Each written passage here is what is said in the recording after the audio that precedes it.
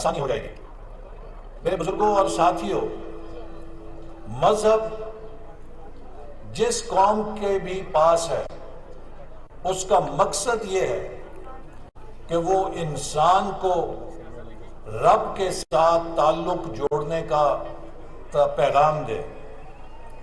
مذہب رب کے ساتھ بھی جوڑتا ہے اور رب کی تخلیق اور رب کے پیدا کردہ جو مخلوق ہے اس سے بھی محبت کی تعلیم دیتا ہے۔ اگر آپ کسی چیز سے پیار کرتے ہیں تو یہ نہیں ہو سکتا کہ آپ کسی کو کہیں کہ مجھے تم سے تو بہت پیار ہے لیکن تمہاری چیزوں سے پیار نہیں ہے۔ جس سے پیار ہوتا ہے تو اس کی ہر چیز سے پیار ہوتا ہے۔ تو اگر رب کے ساتھ انسان کا پیار ہے تو اس پیار کا تقاضا ہے کہ رب کی پوری تخلیق کے ساتھ انسان پیار کرے۔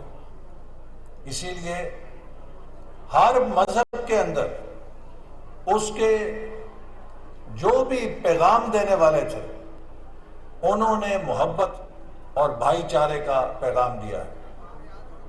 اور اگر کسی نے مذہب کو نفرت کا پیغام بنایا ہے تو سمجھیں